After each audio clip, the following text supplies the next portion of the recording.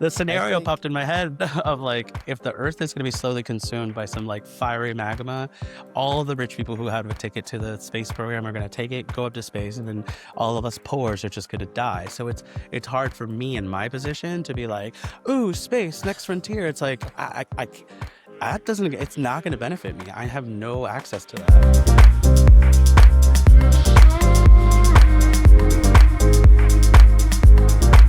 What's going on, everybody? Welcome back to Think Outside the BlueBox podcast. I am Anthony Rivera, the lead videographer here at BlueBox Digital, and today I'm being joined again by my co-host Joshua. Joshua, welcome back, man. Hello, thank you. Exciting to be back. After last episode, I had so much more to say about AI, and I was like, I have to stop myself at some point. Yeah, we got to cap ourselves, man. You and I can go for hours and hours.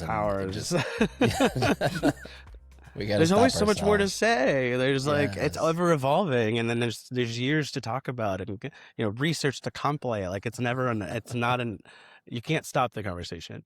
Yeah, no, and there's going to be endless topics for us to talk about, and I don't want to make this into just the AI podcast, but we're definitely gonna talk about it way more.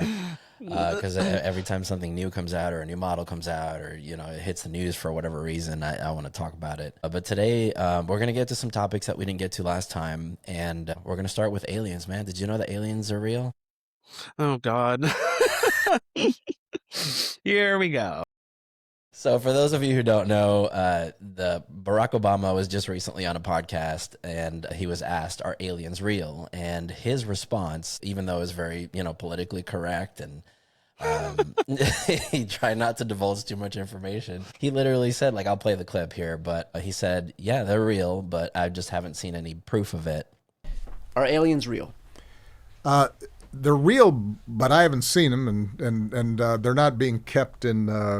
what is it? Area 51. Area 51. And that little clip has gone insanely viral. And now people are saying aliens are real. Barack Obama said it. He knows something we don't. And what are your thoughts? It's this continuous search for life outside of Earth. I'm like, can we worry about the life on Earth first? Right. If aliens existed, and okay, let's just talk like if Roswell was the first time we even thought about aliens, which it definitely was not. No. But let's just say that was the case. We're still at a position where we're never going to know. You really think we're at a place where technology and even our own president is trying to take as much of our rights and our ability of general knowledge as possible to just limit the amount of stuff that we know. And we really think aliens are going to be a top priority on the things we're allowed to know. It doesn't matter if Barack Obama says they're real or not. And I think that's the reason it didn't matter that he said it at all. It was they're real. What now? You're never going to find out. You're never going to know. Even if he denies knowing, he's it's never going to come to you. You're going to be stuck in the dark for the rest of your life. And good luck going crazy about it. It's that's the problem that I have with it, because it's it doesn't make any sense. People want it to be real so bad. They've been clinging on to this since the Roswell era, and any little thing they're hiding it. They're hiding it. They're out there, and it's just live your life. Live your life. Oh my God, don't you have a job? If they're real, they where's will your eventually, family? Yeah, they will eventually present themselves, and then we can deal with it when that comes. But yeah, that's exactly how I feel. I'm it's just okay. If they're real, we will know. It will be noticeable. Us trying to uncover government secrets about aliens. It's and then what? Yeah. And then what? How does that change? It doesn't. You're still going to be expected to clock in on Monday at 9 a.m. Not a single thing will change if we know that aliens are real. And people are yeah, but then we'll know there's life outside of Earth. And I was we should already assume there's life outside of Earth. We can't possibly be the only planet in these billions and millions, quadrillion stars that have life on them. We're just never going to know. And we can barely get past going to Mars and it being a dangerous mission. We're not in technology. We're not at the place in technology where we'll ever know if there's life outside of Earth. Maybe, at least not now. Or at least in even the foreseeable future. Maybe generations and generations and generations later, we might get to that point. But girl, I'm just worried about paying my bills. Right. I just want to get my rent paid, and we'll worry about aliens. Did you see the documentary about the people that did the Rush Area 51? It was a couple of years ago. They were trying to go into they were yeah. That was a whole disaster. People almost got killed. God. It was such Of course. What did they think was going to happen? I swear, and it's like going back, like, touching on on our last episode about intelligence and talking about how like artificial intelligence is a scary word because people assume intelligence. And like, you can't assume intelligence. These people try to rush into air. Like, what do you mean? What did you think was gonna happen? You're like a bunch of hillbillies with guns, and you're gonna run into Area 51 to do what?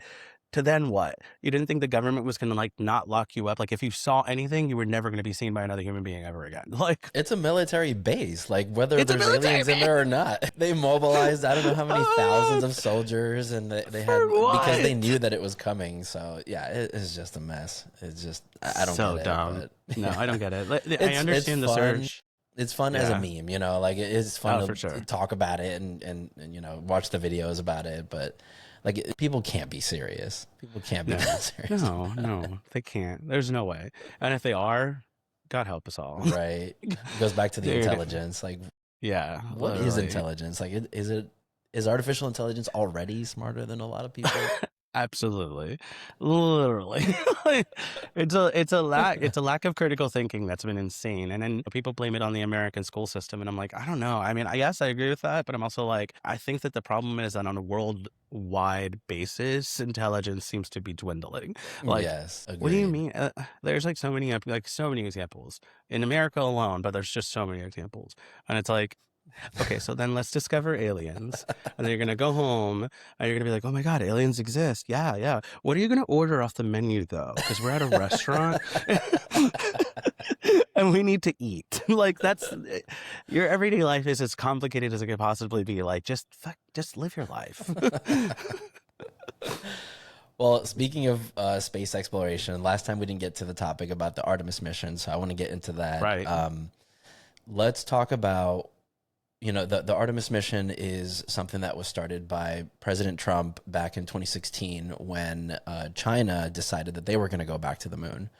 And I think where I want to go with this is kind of like, why are we going back to the moon now, 50 years after the Apollo missions? Why are we giving such importance to this now? You and I kind of watched a video with Neil deGrasse Tyson where he was kind of talking about it, where we stopped doing the Apollo mission because it was no longer relevant. Back then it was a space race between us and Russia. Russia beat us to a lot of things. Russia beat us to space for the first time. They put the first woman into orbit. They put the first dark-skinned person into orbit. They put the first animal into orbit. They were trying to beat us to the moon as well. And that's when kind of us as a collective country and geopolitically, like, we wanted to be the first to the moon. And so that's why we kind of did the whole Apollo missions. But that kind of died out about 50 years ago because we made it, right? So we got to that goal first. We beat them to it. And now there's no reason to keep going. So that's why we kind of stopped doing it back then. And then now, because China wants to actually put a base on the moon, colonize the moon, if you will, now the Artemis missions are high priority. What are your thoughts? I think, okay, so on a very serious note, I think the funny thing is that I had a lady talk to me, and I say talk to me because I wasn't having a conversation. She was literally just talking at me, and I was like, okay, cool, thanks for letting me all this information out. Yeah. And so she was like, her thing is like she understood the alliance between America and Russia. She understood why Donald Trump wanted to align himself with Russia because the opposing factor and the opposing force to that is China. And so no wonder he goes after China so hard, like he's just like China bad, China bad. And then, and we can go into this whole rabbit hole about how, like, within that scope, the idea that the Chinese scientists were the reason that we had COVID throughout the world was like not a hoax, but like a purposeful chemical warfare to kind of hone in on that point of like China bad, you know what I mean? And so there was like, she was talking about all these things, and I was like, no, I get where you're coming from, and it actually sounds legit. But I think that the biggest issue that we're not seeing is that the space race, whether it was then or it's now, it's fully driven by fear, because what do they think is going to happen if China colonizes the moon? They're going to have surveillance on, well, they'll be able to see us. And I was like, they don't need to go to the moon to see you. They already do What are you that. Yeah. talking about? Every phone that's on our hands is developed by whether it's Japanese or Chinese materials or the screens or pieces of everything that we touch almost every single day. We cannot forget that most things are made in China. Like the tag of made in China is famous for a reason. So it's like Yes. they could literally infiltrate the entire world surveillance system without ever once having to ask for permission. They do not need to go to the moon to do so. So like the purpose of going to the moon, I don't know. I haven't really researched China's, at least the public reason to do so. But it is funny, Neil deGrasse Tyson saying that like we'll never see Mars, we'll never go to Mars. As a normal citizen, we'll never go to Mars. Like the only people who will go to Mars will be that girl, that woman who's going to be the single person who goes to the Mars, and she's gonna like stay there or whatever. I don't remember her name, but like she's already agreed to like give up her life, the rest of her life, so that she can go to Mars and study. If she even And makes it that far, because I don't know if exactly. you've seen, but because of all the moon talk and the Artemis mission and China going back to the moon and everything, Elon Musk has kind of shifted his focus from Mars to the moon now. So now he's saying that the moon is definitely going to be higher priority now, because that's going to be our little refuel station, if you will, from here Right. to Mars. So yeah, like all of his resources with the Starship and all the rockets that he's kind of working on that were originally meant for us to go to Mars, and that has been his goal for decades now. Right. He recently came out and said that no, we're going to shift our focus, go to the moon first, build a station there, get our presence on the moon first, and then go to Mars. So that Mars mission has been pushed quite a bit. Yeah. So Neil was talking about how it takes like 7 to 10 months to get to Mars, and that requires a lot of resources. And so it is an insane task to put anyone to space is an insane task. The amount of Literally. fuel that it takes, the amount of money that it takes, like it is an insane task to put anyone in the sky. So if you're having a mission to go to the moon, if the purpose is just to beat the other guy to the punch, it's like it almost questions, it begets the question of like, what are, when we're having a struggle in America because our eggs are $8 and like our economy is dwindling and tariffs are ruining everything. Like when we're having all of these economical issues and we're dumping money into going to the moon for the sake of beating China to the punch is like the wildest dystopian moment that I can think of right now. In this moment, the idea that our quality of life in America is less important than, I don't know, going to the moon. It's like, what? It's about the optics, man. It's about like us versus communism, and it goes back to the whole space race back in the 50s and 60s. It's about our capitalism versus communism, and how we are superior to them and how we need to get there first to beat them. It's not about quality of life. It's not about anything else other than the optics of how we are seen in the world. It's so, Isn't that crazy? it's the comparison of your sizes of your dicks that like this idea that like you literally need to like for what? Like, and then it's just frustrating because we as a society, as like, break the barriers of cultures in different like countries, we're all human beings living on this tiny little rock trying to make sure that we can live and be as happy as possible. And it seems like the people in power don't care about any of that. They're like, no, we have money. We have nothing to worry about. Like, no, we want to make sure that we're the better and the biggest and the richest and it's like, it's such an insane thought process to me because I'm like, I couldn't imagine having that much wealth. And then at the same time, I'm like, once you have that much wealth, what else do you have to live for? Like, what do you want? Like, are you Literally. happy? Yeah. Like, what is happening? Speaking of wealth and in this whole, size comparison, they're talking about how Elon Musk's entire net worth and his, and like the wealth that he has is so large that he could literally like give that money to the rest of the world and it would fix so many issues, including like, world hunger or specifically world hunger. And then like the person who was like challenging this idea said that it would require this and this is how the money would work and this is how built out a plan. And then Elon was like, well, tell me the plan and then we'll see if it actually works. And it's like, I just gave you the plan. Yeah. Elon was like basically like, no, I don't see that. I don't believe that.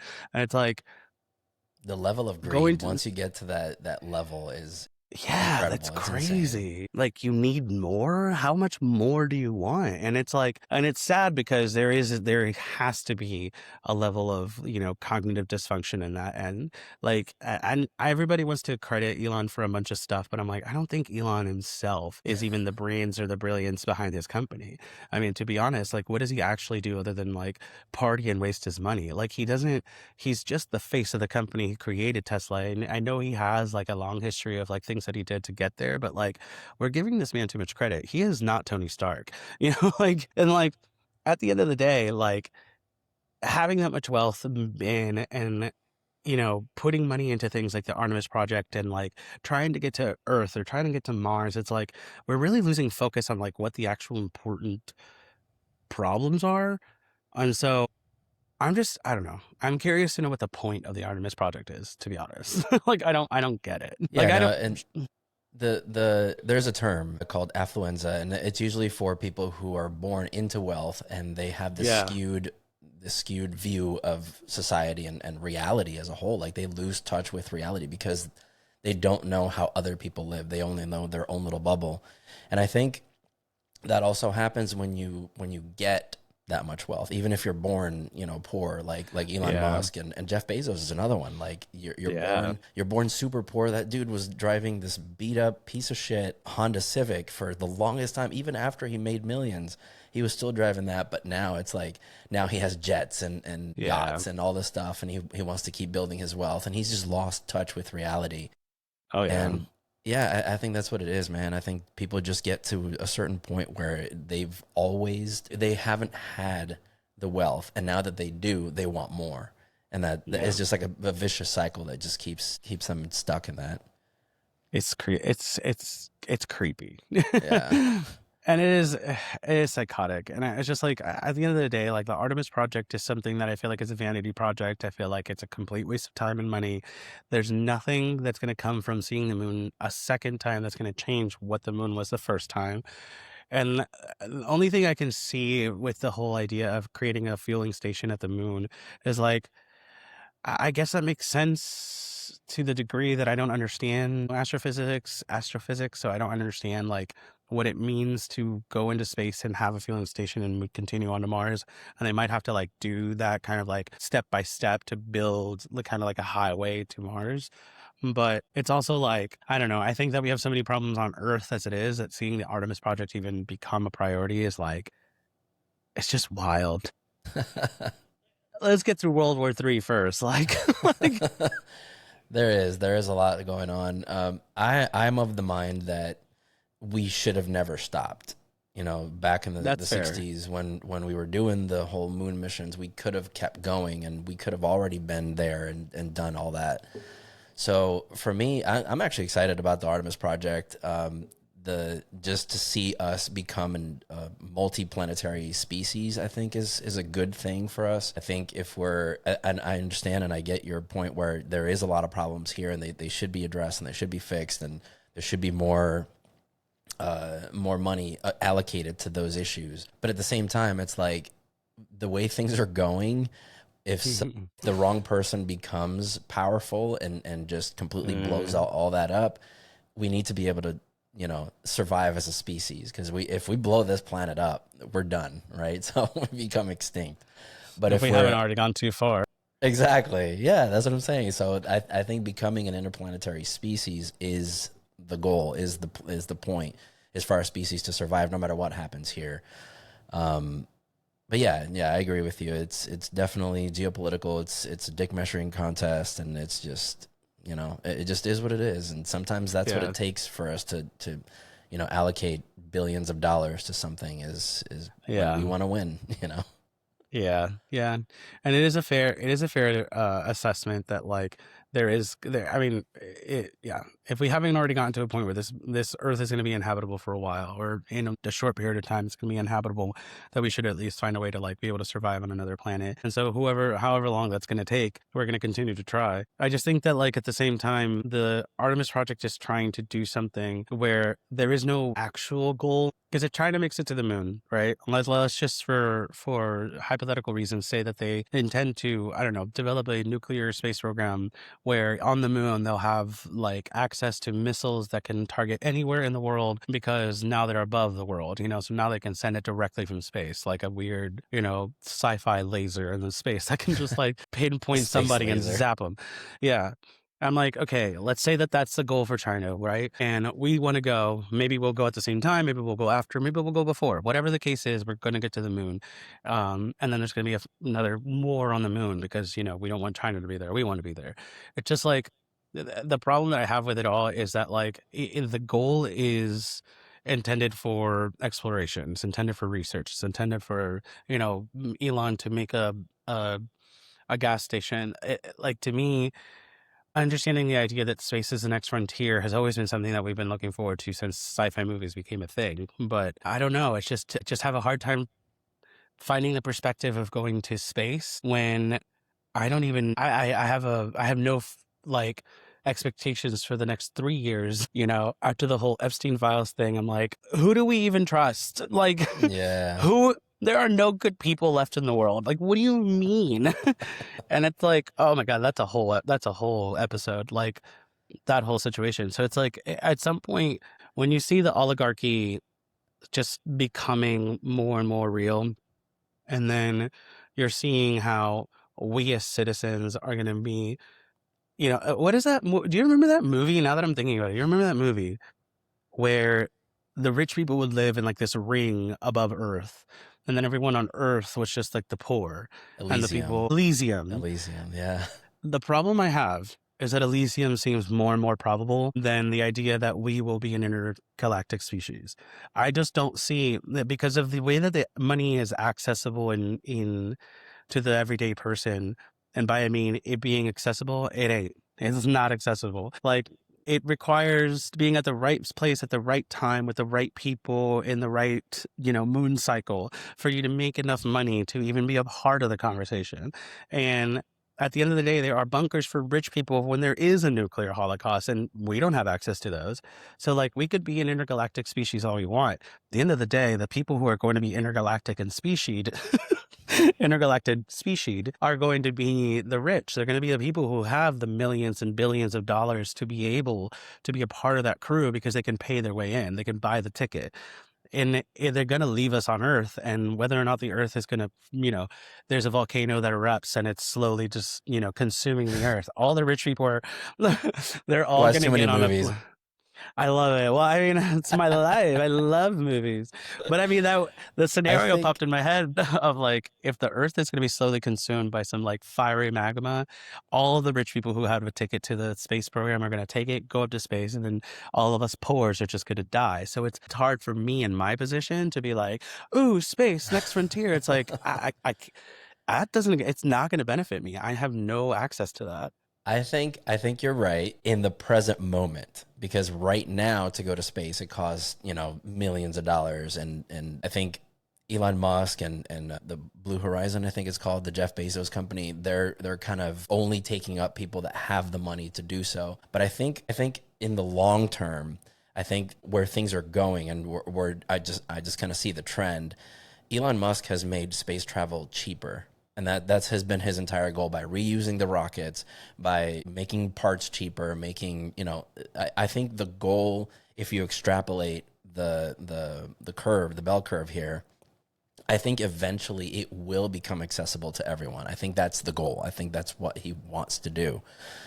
I think if it happens now, if it happens today, absolutely. Elon Musk and Jeff Bezos and Donald Trump, they're going to be the first ones on those ships, and they're going to leave us all behind. They're not going to give a shit about anybody here. But I think if things keep going the way that they're going, I think if we keep doing research, I think if we find the hydrogen that people think is on the moon, it's going to make space travel so cheap that I think it will become accessible. I think in my lifetime, honestly, I think I will be on the moon. I think I will get to step foot on the moon before I die. But you're right. If it does happen today, that's kind of what would happen, and it's easy to do, right? Right. Especially if you have money talks. So if you have the money, you're going to be the first ones on those ships. Yeah, and you see it over and over in those movies where it's like the ship is about to leave and someone shows up with a stack of cash and they let them in and they leave the rest of the people behind. And I totally get it. because that's the human instinct. But I think over time, I think if we make it there, I think if we don't blow ourselves up before that happens, I think that's the key, right? It's like if we don't destroy ourselves from now until then, I think it will become accessible for everyone. I think I'm more of the mind of the Star Wars, right, where it's like everyone has a ship that can go to space. You don't have to rely on these big companies that will do so. It's just getting to that point. I think it's going to be the hardest. Yeah. I mean, I appreciate your optimism that it's going to happen within your lifetime, because technically that's my lifetime too, right? Right. Hopefully. You'd make it before I would, so. Like, should I be healthier? No, but like, and I like the positive, I like the optimism. And I agree with you that it, I hate to be a pessimist and think that like, no, the world is just broken and everyone's evil, because there could be a positive, like they could be in the background. It could be seen as evil from the forefront because it is. So it costs $10 million for one launch. And it's like $10 million is a lot of money for a lot of people. And so there's just like, so I can understand the optimism of wanting to go to space and create cheaper flight travel so that within our lifetime we can afford, at this point, just a comparison of money, that going to Antarctica costs about $17,000, $20,000. And that's just like getting on a flight to South America on a boat to go to Antarctica and coming back for like a week, and I can see that maybe being accessible to like, okay, well, $20,000 to go to space, it's not millions, it's still 20 grand. And, a normal person could save that up for, a decade and then eventually go. But I still think it's just the perspective of like, where does one priority lie with the other? If tariffs are already ruining our ability to afford things, and we're getting to a place where our money is going into other people's pockets, and we're not even able to save, and the new generation can't even afford to buy a house, and like all of those things, when it comes to like the perspective of the cost of living now versus the cost of being able to go to space, if this line continues to get higher, where everything becomes more expensive, and so inflation getting higher, and we can't afford and it's like literally it's perpetual like trying to climb a big mountain that we could not possibly afford. It's just like, yeah, sure, we might be able to make it to space, but at what cost does our daily life have to come? Because what do we have to sacrifice in order to make it to space? And if the case is that it happens within the next 30 to 40 years, which I hope you live till 90, but like what happens if it becomes within your lifetime, but it happens when you're in your 80s and your body can literally not afford the kind of G-forces to go to space, and yet you're still, you don't have any retirement, you don't have any money, you can't afford to take it. It's just like, it could happen within your lifetime, but that economic gap is still the biggest thing. Like if we can't close that gap, it won't matter whether or not it happens within our lifetime or not. We can't afford it. And it's all about money. Everything's about money. Jesus Christ. Like I can't, I was like, I'm so tired of thinking of everything as dollars and cents that at this point I'm like willing to go back to a bartering system. Just go back to the basics. Yeah. Literally just throw out the cash. What do you want from me? Yeah. At this point, OnlyFans sounds like a great option. Jesus Christ. Literally selling my body. I would literally sell my body.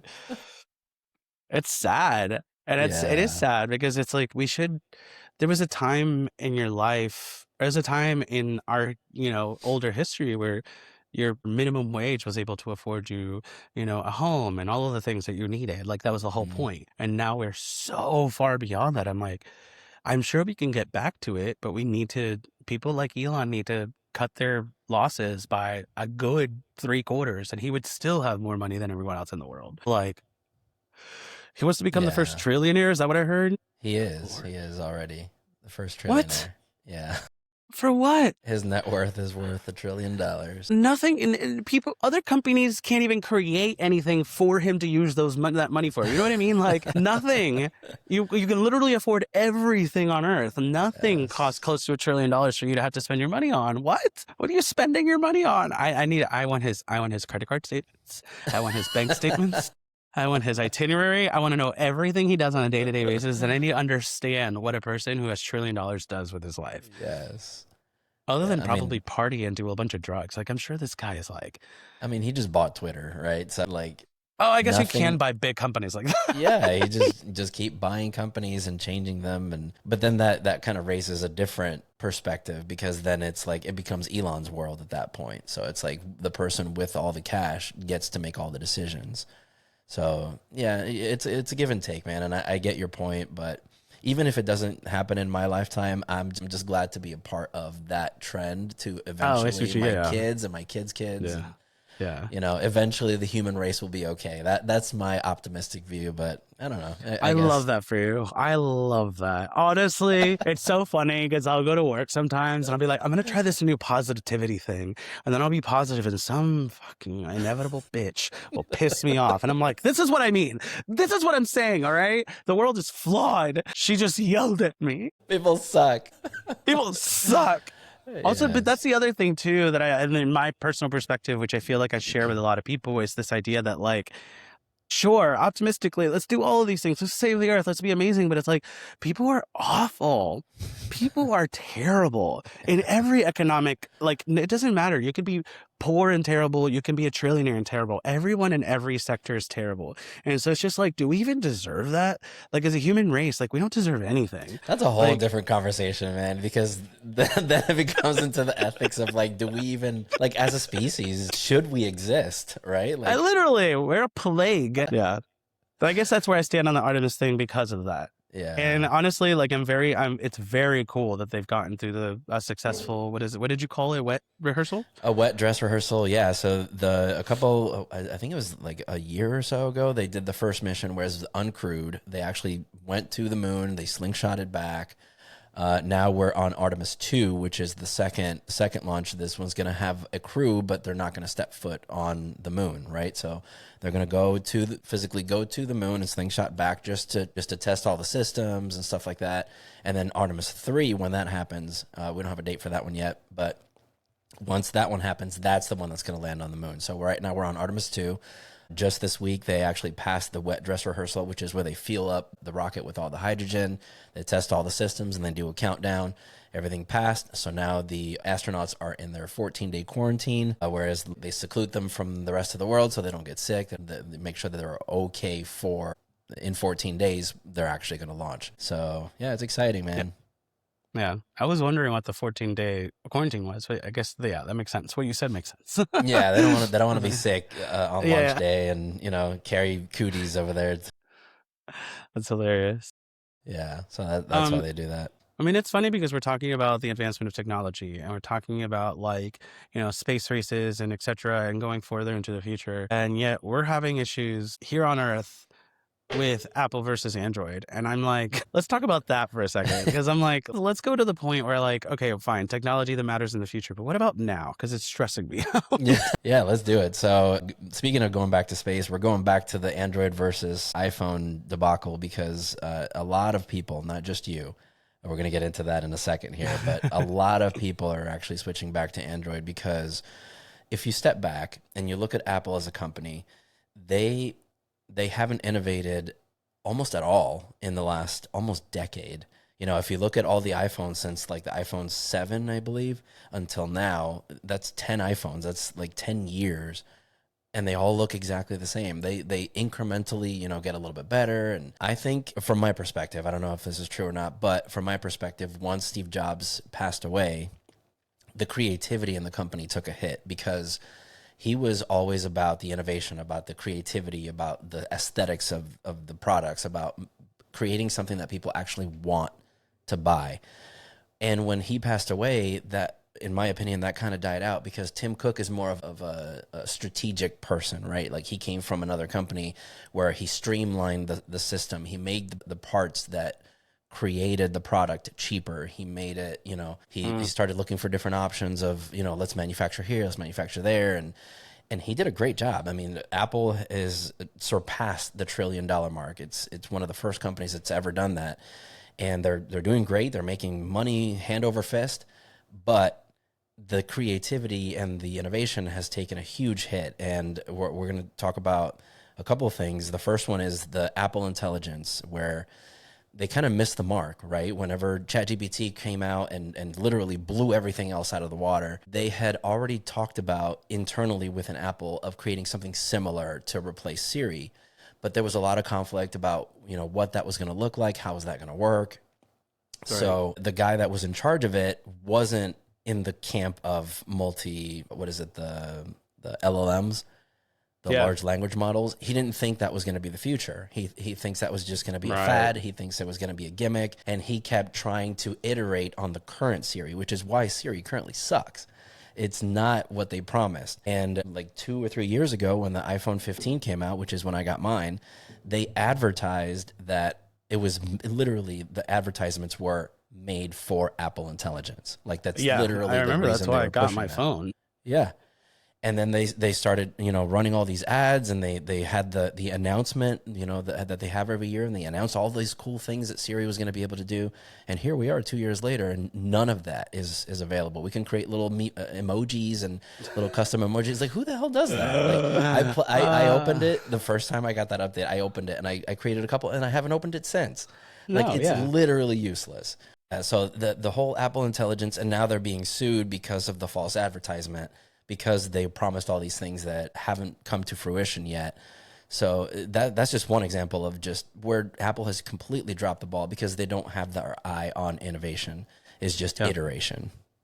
Yeah, I agree. And it's funny you mentioned the emoji thing, because I was like, I used to go in every once in a while. I would go in. I was like, I want to create like a custom. I want to see if I can create one that does exactly what I'm thinking. It's so bad. It's that, horrible.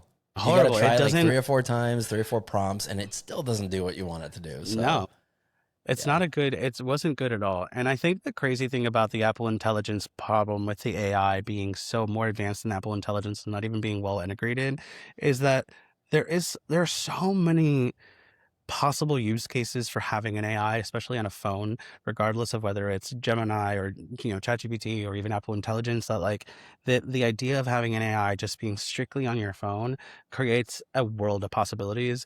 And the fact that Apple is not just sitting here being like, how do we make this device with AI be so much more dynamic and useful is sad.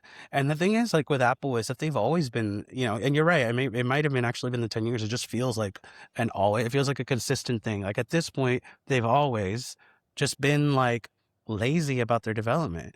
It feels like there's nothing cool about the iPhone anymore. That most of the time it's like, here's a new camera and it's 30% faster. And it's like, I don't need it to be faster. I want it to be innovative. I want our phones to continue to come out and compete against each other and make something brand new that's going to be exciting.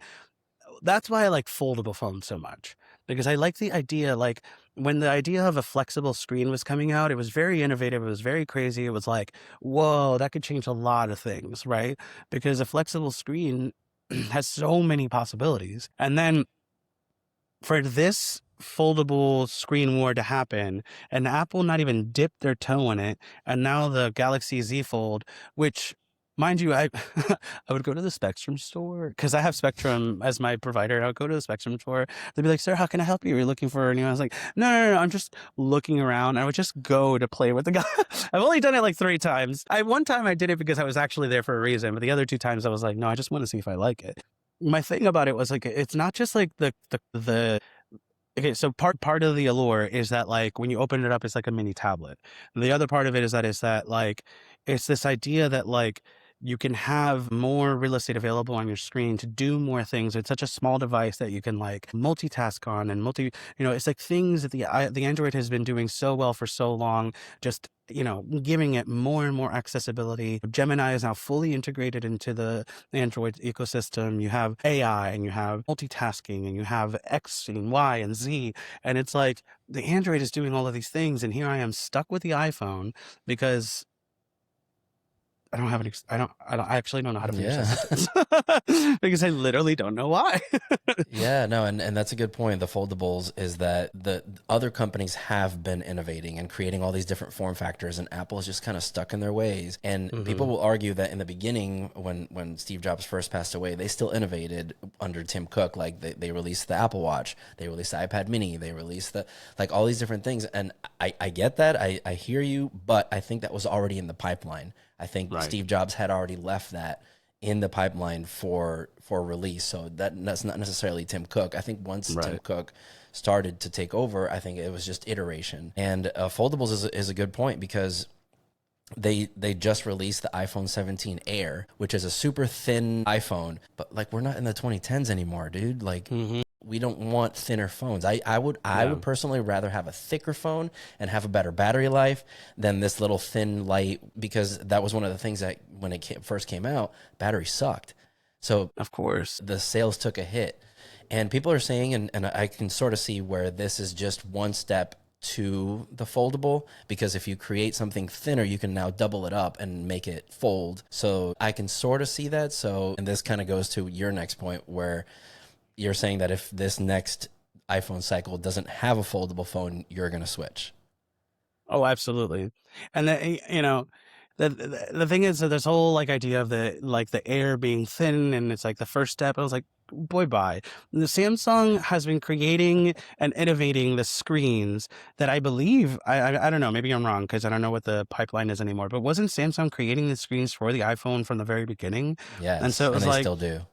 and they still do. So I'm Yeah. sorry. So no, fuck that. Like, you're telling me that the company that creates your screens, that has the technology already available for a foldable screen for a foldable phone, who has already created, like Samsung Galaxy has already created a foldable phone. It is a form factor that you can literally reapply to the Apple ecosystem, whether it's a new casing, whether it's a new whatever. All you have to do is make it look like an iPhone, and install the OS on it. And everything else can stay the same. And you're telling me, I was like, oh, well, we have to do baby steps. Why? Why? There is no baby steps anymore. You're losing the race. At this point, you need to start making big boy steps. And the thing about the Z Fold for me is that, like, I started to kind of take into consideration what I use my devices for, specifically in the Apple ecosystem. The one device that I will say that that Apple has always and will still probably always have superiority on is the MacBooks and their desktop and laptop ecosystem. Because it is so much easier for me to code on my MacBook than it probably would be on a Microsoft. Not that I've ever really tried, but like it has sort of been the consensus online. And then equatably, like the idea of being able to do like photo editing and video editing and audio editing, a lot of that stuff is so much easier on a MacBook for some reason, probably just because of the way that the, processors work or whatever. But for me, this is the only thing, the laptop is the only thing that I would be like, no, I would want to do a MacBook. Everything else is pointless. I've had an iPad for years. It is a bigger phone. It is the exact same thing on a bigger screen. And that's always bothered me because I'm like, okay, I don't need a bigger phone. I need an accessible touch screen, like that's portable, that I can do more with than I can on my phone, so that I can pull this out and it'd be a tool, not necessarily a screencast. Like, I don't need it to show me my phone. And so when it comes to foldable phones and when it comes to the innovation of phones, like the Z Fold is just something that like really attracts my eye. When I took inventory of what I can do on my iPhone, because I don't even use my iPad, so toss the iPad out of the window, toss the MacBook as a whole different category. All I really use is my phone. And on my phone, I'm like, there's nothing on my phone that I do anymore that is strictly Apple. All the apps are free and they have in-app purchases. Everything that I do is already accessible on the Android. I already use Google Sheets and Google for a lot of other things. Like when I took inventory, there was so much that I could use, so much that I do that I could already do on an Android, that switching would be no problem. I even use Google Photos to back up my photos because the iCloud is such a shit like situation. Like Apple has dropped the ball so bad that when you're now comparing to the idea of Android versus Apple, I'm unfortunately at a place where I would have never been at a place where I'm like actually defending Android. Yeah. Like, and I didn't want to be there. But Android has also had so long to go from the open source that it was to what it is now. And so because they've had so much time, like they've kind of grown so much, better in so many different ways that like by the time we're getting to this, conversation in 2026, which mind you, this conversation could have happened 10 years ago, but it's not, but it's happening now. So because it's Yeah. happening now, it's like, well, that switch makes so much sense. I think it's because back then the playing field was a little bit more skewed, right? So Yeah. if you join the Apple ecosystem, you would have so many more things like AirPlay and AirDrop and Right. continuity and all the stuff that kind of kept you in the ecosystem, and it was so much more superior than the Android ecosystem because it's so fragmented on that side. But I think since then the playing field has been leveled out. Now you can have AirDrop. You can have AirDrop now on Android, so that completely negates that whole barrier. This airdrop idea. Yeah. Exactly. Yeah. Now they have RCS, so the whole green bubble, blue bubble is Yeah. really not that big of a deal anymore. No. Yeah, it's. I agree with you. I think the level, because we're going back to the whole Apple moving slower than Android, and now it's starting to catch up to them. That's the whole point, is because they're. I get it. You know, you want to move a little bit slower, and when you do release a product, it is significantly better than the competition. So I get why that's a thing, but now it's gotten to the point where the other platforms has completely surpassed iOS and any of the Apple ecosystems. And now we're starting to interbreed, and there's an app now where if you want to switch from Android to Apple, you just log in on both systems and it just does it for you. So it's Oh my God. super easy to switch now. Yeah, I don't know. Apple literally dropped the ball. Yeah, it's funny you mentioned that app because it's literally one of the things I was looking into. I was like, so okay, so what's gonna be the process of putting my stuff Yes. over? Maybe that's a little bit more complicated. Maybe I don't want to do it all that. Maybe I don't want to do all of that. Literally as easy as logging in. That's crazy to me because we were nuts. thinking about a time that that wasn't possible. That if you wanted to switch, it was extremely hard and you had to start all over and So blah blah daunting. blah. Yeah, you dreaded doing that. Yeah. Right. And there are plenty of apps that I have paid for in the Apple App Store that I would kind of, miss in the sense that I've already paid for them. So having to pay for them again sucks. Or I've already paid for them because they're, like in order to strictly download them to the iPhone, you're paying for the app. Kind of those apps that have existed for a long time, but are now becoming less and less popular because now companies prefer to offer you the free app with maybe a 7-day trial, and then you can pay for the pro version.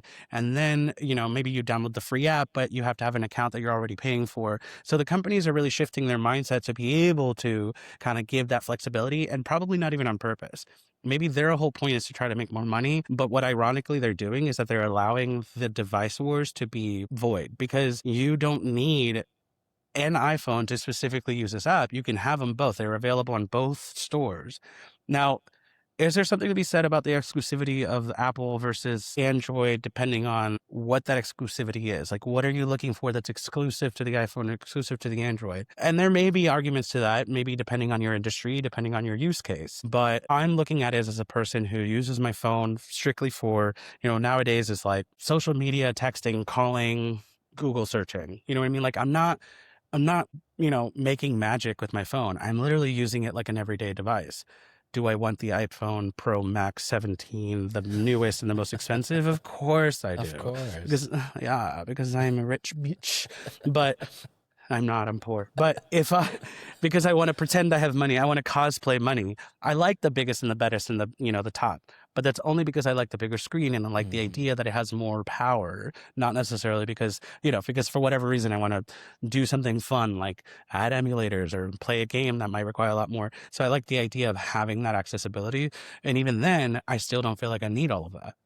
No, that's not exclusive to the iPhones anymore. No, it's not. And so it's like, okay, all right, well, why do you want to go to Android? Is the Z Fold just because it's a foldable screen? I'm like, yeah, because it's a foldable screen, because it's fucking cool, because it's innovative. It's a tablet in your pocket. It's a tablet in your pocket. Like the idea that like people are like, well, why don't you just get a tablet? I was like, because I'm going to carry 2 devices around. And mind you, the tablet is already like solid. So if I want to have I need to have a backpack for it. I need to have a bag for it. And now I have 2 devices on me instead of 1. I have 1 device and it's like, well, what do you need a tablet for? It's like, I don't know. It doesn't matter what I need it for. Do I want to watch a video that's going to be more, engaging and a bigger screen? Then, I can open up my YouTube app that is Google, that I pay premium for, that I don't have ads for, that is now accessible at like, at least a higher, resolution on my device. And I can show people and I can have this like fully function, like this multifunctioning thing in my pocket that Apple just doesn't have. They don't have that. And they haven't had that. And I'm so scared. And I kind of don't even want to wait till September. You know what I mean? I'm like, I'm so scared because I'm like, I will hate myself getting to September and the inevitable happens. And I'm just going to be like, I could have fucking switched a year ago. Are you kidding me? I could have been having this foldable I could have phone, been having this phone. But you know what I thought about too? There's a lot of companies now. I don't know, maybe not a lot. I know that Spectrum does, where if you're on Spectrum Mobile, you have anytime upgrade. And one of the things that they tote is that, like, as long as your phone is in good condition, you can upgrade anytime, meaning I can go to Galaxy now, and then in a year from now, or 6 months from now, or 3 months from now, if I want to switch to another phone, it's a free upgrade. I just have to pay the taxes, switch my phone, and it's good. Damn. And I like the idea of that because I know this sounds crazy, but I like the idea of that because I think that what's important about the phone races, especially when it comes to iPhone versus Android, is that innovation is only accessible if the user is able to test their products. If I'm not rich enough to afford 2 or 3 or 4 phones, which I am not, I will never, I was like, I can't really compare the difference between an Android and an iPhone because I've never had an Android. You know what I mean? And so you sort of get stuck in this cycle of sticking with iPhone because it's familiar, because you've had to have it, because the next time you're an upgrade or you break your phone or whatever, what are you going to do? I'll just get another iPhone because that's what I know. And so I like the idea of companies offering this idea of like, no, test the field, figure out what you like. It may cost a little money up front to pay for the taxes, but at the end of the day, you get a brand new innovative phone and you get to see what it's like. And then you can just switch back. In this year, in this time period where the accessibility of switching back and forth from OSs is easy, I think that's a good thing. Because once people start to realize that they can have a better device and it's not iPhone and they didn't need iPhone and didn't need Apple, Apple's going to have a hard time reconvincing people that iPhone is better. Yeah, I think the mass exodus that's happening now is a bit of a wake up call, and I don't know if you saw, but there seems to be something brewing with the leadership at Apple because there's been a lot of people announcing retirements. There's been a lot of people kind of hinting that there's going to be a shakeup. There's going to be new leadership. Tim Cook is on his way out. He's been on for quite some time. So I don't know. Again, I'm the more optimistic that Apple will eventually catch up. I think Tim Cook has kind of laid the foundation for what Apple needed, because before it was the kind of like, oh, release this, release that, and people are going to love it and this and that. But there was no stability, right? So now there's stability. No. The manufacturing is on point. Everyone's the profit margins are where they need to be. So now I think if someone comes in with a little bit more creativity, I think that is going to start to move. And I don't know, before we move on, I guess we can mention the fact that Apple just teamed up with Google for the artificial intelligence because they couldn't figure that out on their own. The LLMs that are being developed in-house at Apple are not good, and that's the reason why it's been delayed for so long. So they literally just paid Google $1 billion to license Gemini to power the new Siri, and hopefully the rumor is that it's coming with the next iOS update. But yeah, I think that kind of gives me a little hope that there is going to be some major updates and some major things are going to start moving in the company in the right direction. So right, I don't know. I think they're getting to the point where, because there is this mass exodus, and I'm telling you, you're not the only person that I've talked to that has literally considered switching to Android after being an iPhone fanboy for their entire lives. Like, I was so happy about it. I was so proud of it too. Yeah. I was like, I am an Apple everything. I will go to bat for them. And now I'm like, I don't know who you are. I don't know who you are anymore. I've never met you. Yes. Yeah. So I don't know. There might be something changing very soon, and hopefully this year we will get the foldable iPhone, because that is a rumor that's been out there for some time now. The foldable iPhone.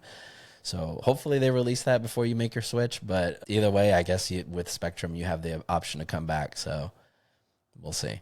Yeah, I mean, okay, I can see the partnership with Google and Gemini being like innovative and moving forward. I still think that the problem Apple has is that its innovations are always tiny increments, and they're safe. And they're safe, and they're premium pricing. Speaking of going into $1 billion deal with Gemini, the problem for me when I hear that is, oh, so guess who they're going to pass that saving, who they're going to pass that cost to? And it's like, they're already talking about the potential of possibly having an iPhone foldable. And then the first kind of things that they came out with is like, oh, but it's going to cost like $2,600. Yeah, it's And gonna it's be the like, most expensive iPhone ever. I don't listen. I'm not the first person to complain about iPhone or phone prices, because even going over $1,000 on a phone is actually fucking insane. Insane. Yeah. And so when people talk to me about, like, because I bought this new device recently, the Legion, and they asked me, I was like, how much did it cost? And I was like, okay, I'm going to tell you how much it costs, but I need you to understand one thing. This is also a super powered laptop in a handheld form. And so I think that justifies the price, because on one hand I can connect it to a monitor and have a keyboard and it be a gaming laptop or a gaming computer in my hand, as well as a laptop that I can take with me, as well as a handheld device. So it's like a triple threat. A phone costing $2,000 is the same OS, only in a tablet form when it opens, and it has no other innovations. It doesn't have multitasking. It doesn't have XYZ. Like, it doesn't have anything else. It's like, no, this is just an OS with a better camera. Now it folds. Fuck off. Like, I'm not paying $2,000, $2,600 for the phone to fold. I don't know. I don't want to flip flop and say it's like, yeah, but it's Galaxy. My point is that, like, at the same time, spending that kind of money on a phone should come with perks.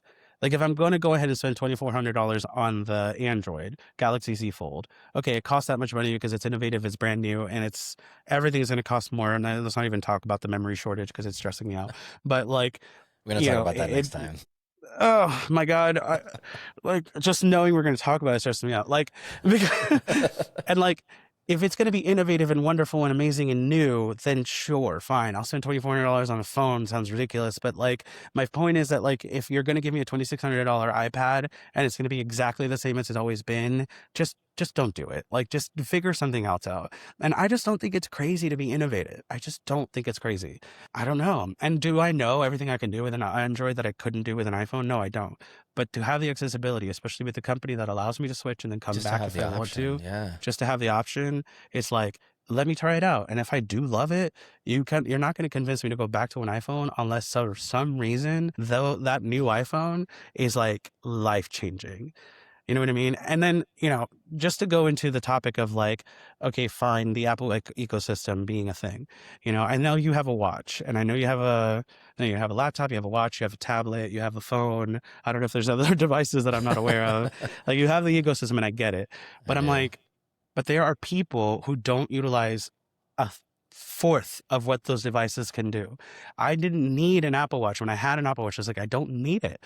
I don't use anything. I get my notifications from my messages.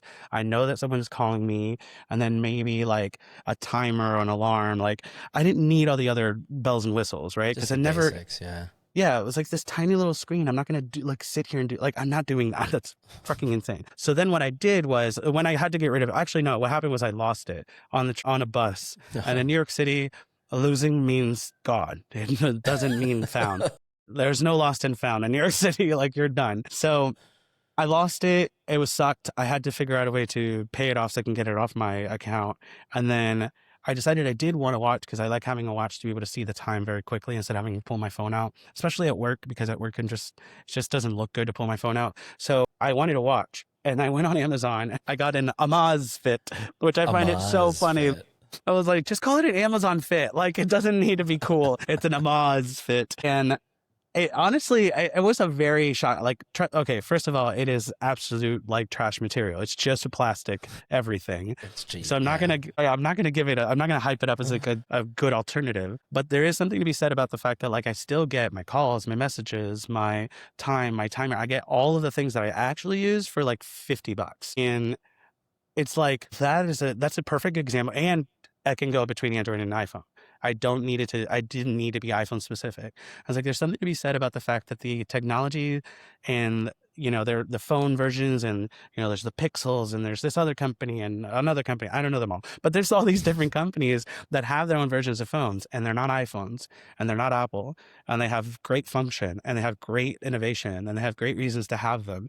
And for me, Apple is just like, I've had you for literally since the first one, and I'm getting tired. Like, I'm over it. You've lost me. And Yeah. I hate to say that, because I'm like, it sucked because I was such a supporter because it was so amazing to have a touch phone on your hand, and I always loved touch phones. I mean, I don't know if you ever remember Windows phones back in the day. There was one that was like this big blue block that like slid up, and their keyboard was underneath it, and then you can slide it back, and My it did have God. it was insane thick. At the time, it was really expensive, but I've been such a phone nerd forever. I mean, I literally got my first job just to buy myself a cell phone. Wow. Like, mom was like, "You want a cell phone? Go get a job." And I was like, "Okay." So I went and got We a are job and got my different first people. phone. I couldn't help myself. Mom was like, "Oh, well, you want the thing?" She was like, it was so funny where they drew the line. They were like, "We're not buying you a phone, but if you got a job and you got yourself a phone, it wouldn't matter. That's not my problem." And so I was like, "Okay, great." So I'm gonna go get a job. I got a Okay, job, so got my first phone. So I was like, I've always been so into like phones, and I've always like I think I even started with a BlackBerry.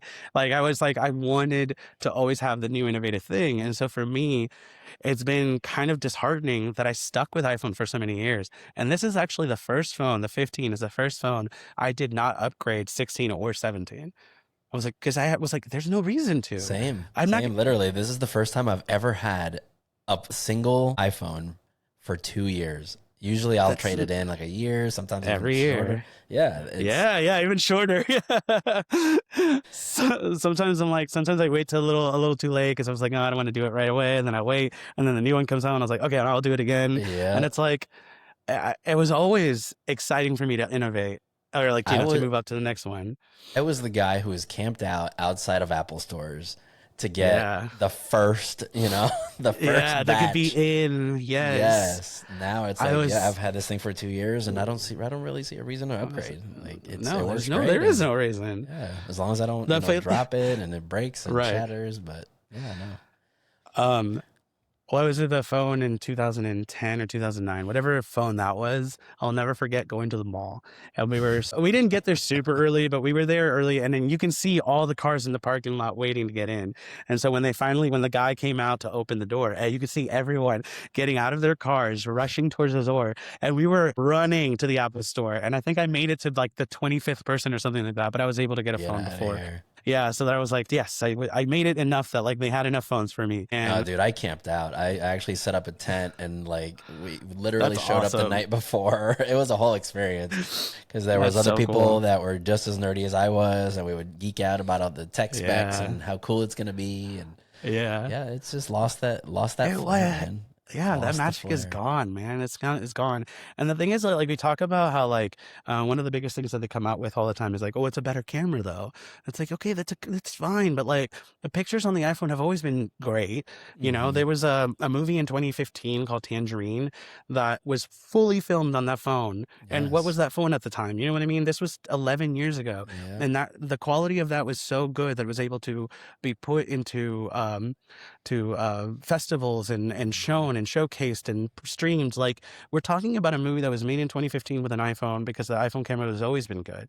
So every single year that they come out with a new one, it's like it doesn't matter. The camera has always been good. That's not It's the already point good. of Yeah.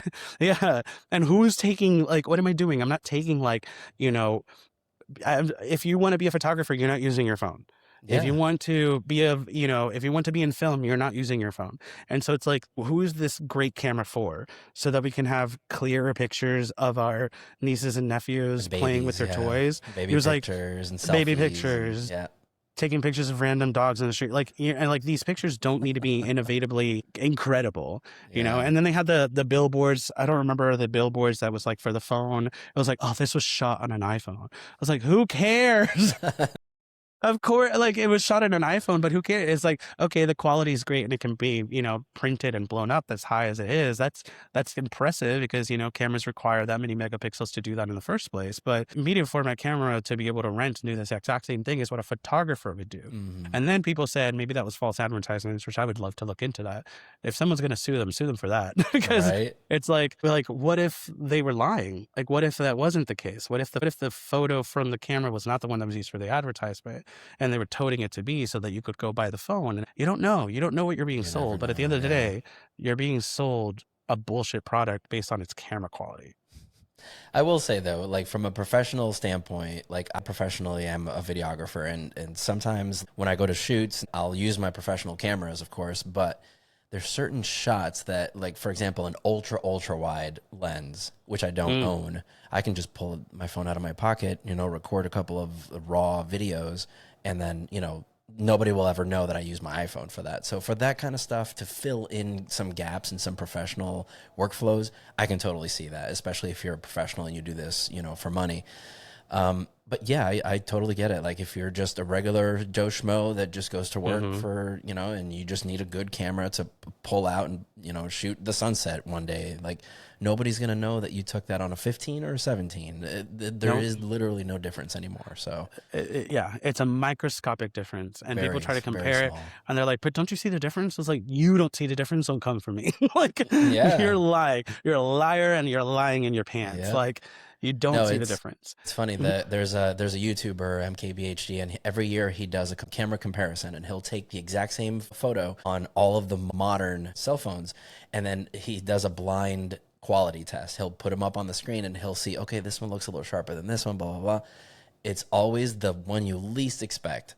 It's not the iPhone that gets picked over and over again. And I thought that was so fascinating, because you get caught up in the specs and like the latest megapixels and all this AI processing and all this shit. But none of that really matters anymore. A picture's a picture. It doesn't. It doesn't. And honestly, like, it's just crazy to me that, like, the innovation that we can come up with as cameras, because there's so much more that we could be using the phone for that's not to take pictures. And I think that the funny thing is that there is still a unfortunate, like when you're in a video shoot, right, or you're in a photo shoot and you're paying this person $1,100, $1,200, $1,400, whatever, right, and then they come out with an iPhone and you're like, hold on. I know you're a photographer, I know you're gonna edit it.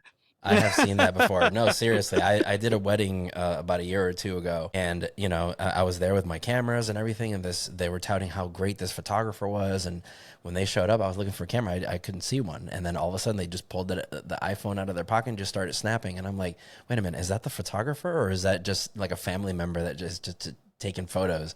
And literally they were taking photos on an iPhone. And like you said, there is something to be said about the professionalism of, like, you're paying this person thousands of dollars for something professional, like, and you're expecting a certain level of quality, even though you might not be able to tell the difference in post-production. There's some things you can do to kind of make it look more professional, but in the moment they're looking at you like, wait a minute, what did I pay for? What am I getting for that? Yeah, the optics of being a professional has everything to do with your equipment. It's the reason that you'll see these indie. It's so funny because I kind of scoff at it, but I'm also like, do your thing, boy. Like, these indie productions where they have like this red camera that they've rented, and they have like all of this setup all around it, and have these big. And it was funny when you saw. I was walking to work, and there was a movie shoot happening, and it looked like a professional movie shoot. They had, that's professional when they have a ton of crew and like all the trucks and everything. So I was like, it's a big studio, but it was literally a single camera, one reflector, and a humongous light that I was like, that is so unnecessary. But the optics of it looking like a professional, like a studio, a professional film shoot is, I think, way more important than the quality of the camera, because we talk about qualities of cameras forever. And the problem is, you pay somebody $1,500. They have these incredible pictures on their website. They're like, my God, this person must be really good. They must be doing it for a long time. And then they pull out their iPhone, and I'm like, no. Don't get me wrong. Yes, possibly a very good idea.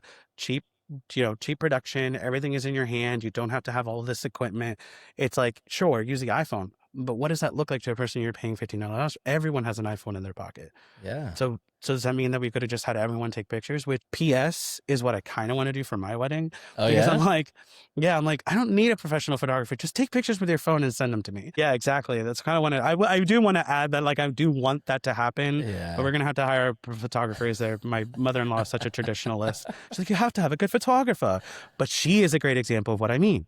She doesn't understand the guy. She's the first person to tell you her Android phone has the best camera and that we should use it for all the pictures, right? But she will be the first person to hire a photographer because it needs to be professional pictures. And I'm like, girl, you can't have it both ways. Like, does your phone take the best pictures, or does the photographer do? It's like, well, you have to have a photographer.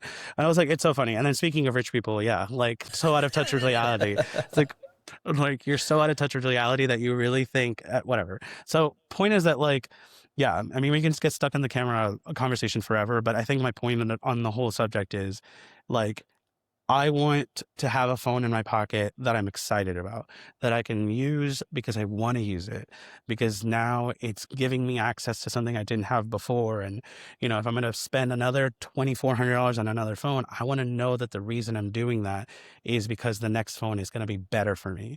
And that Right. used to be the case with iPhone. It used to be the case that every time you upgrade there was a reason, there was a purpose, there was a lore to it, because especially from the 1 to the 2 to the 3, like the early developments every single time would get better and better and better.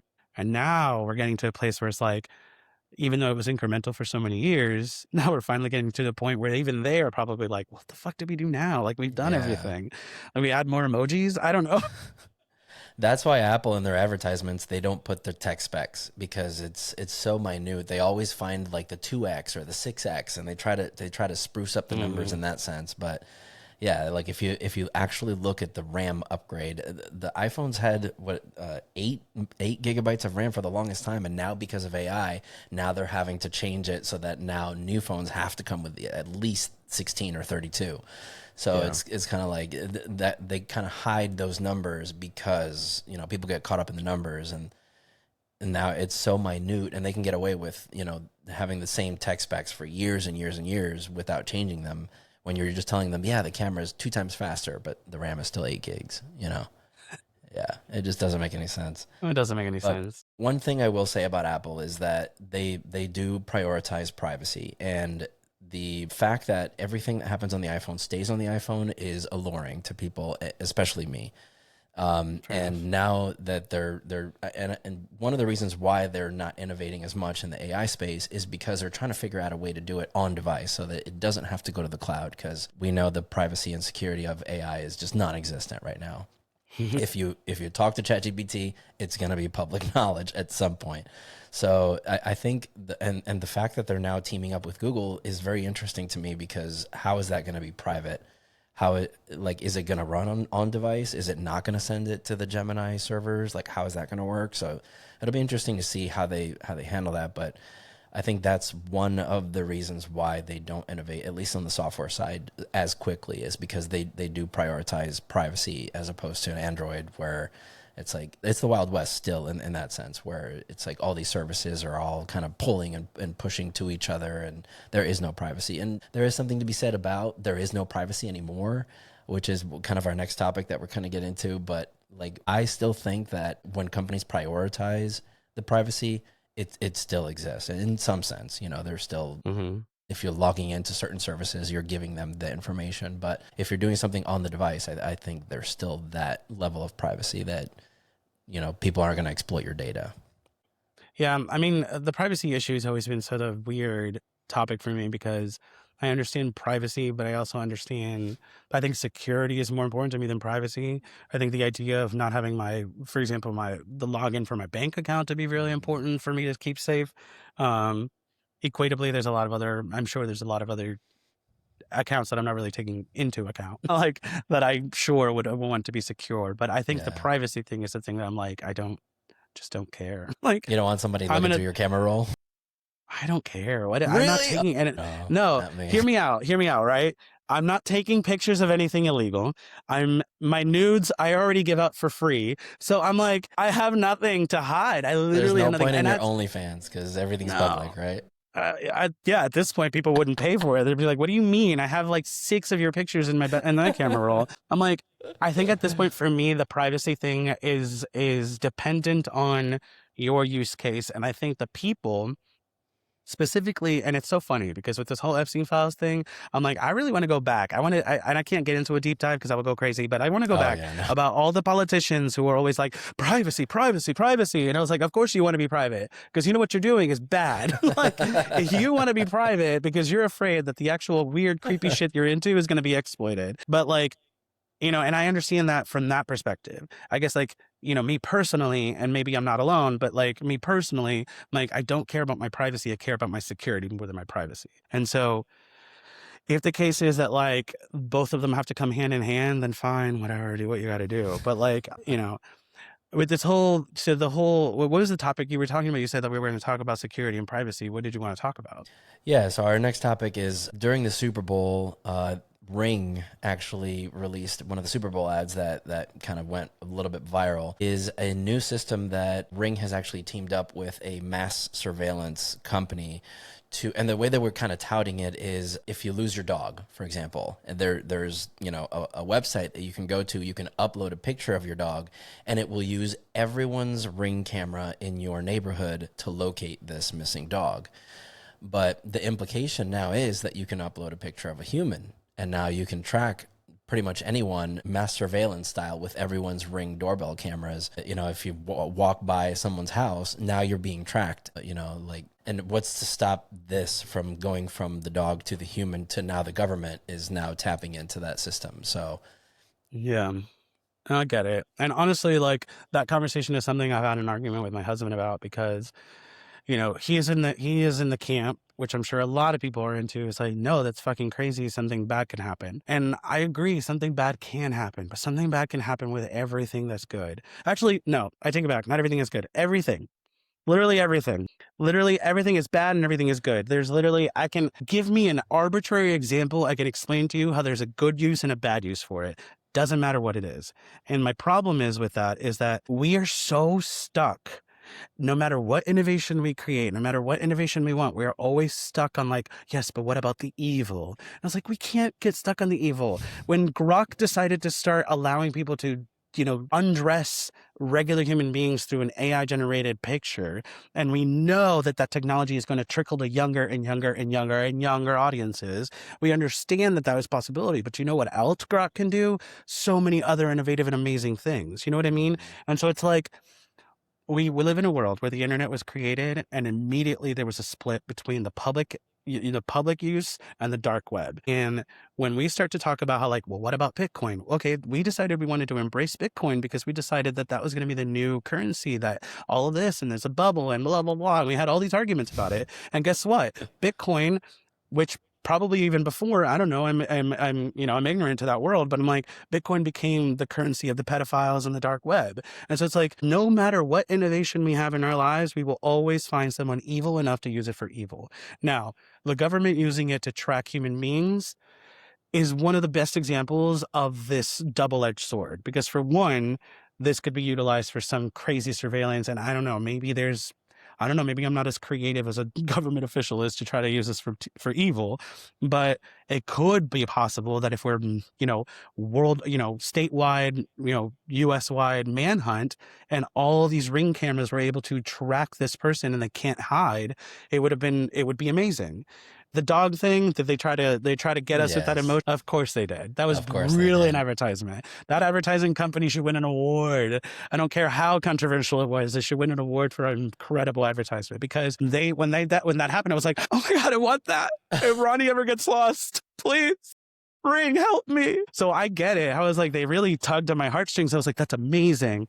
But it is terrifying because we don't know the use cases and the implications of such technology. I think Ring did the right thing by backing away. I do think that it is going to take a long time for people to kind of, it's the AI argument we had last time. Yes, It's going to take a I long agree. time for people To warm up to it. warm up to anything innovative, anything, whether it's that, whether it's this, whether it's the other. And so I do think it's crazy to immediately shut it down as a bad thing, because there is so many great uses for it, including finding my dog, that I'm like, And there, I think what my point is that it's already happening. This mass surveillance is already happening. The NSA can literally tap into your iPhone and look at you anytime they want.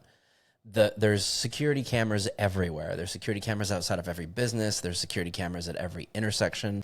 There's literally cameras everywhere. You are being watched. And there's something about, and I don't know, for some reason it comes up on my social media all the time, where people are doing these experiments, these human experiments, where they walk around with a camera and they don't say anything. They just stand there with a camera, and people get so freaked out about it. It's like they come up, what are you doing? What's going on?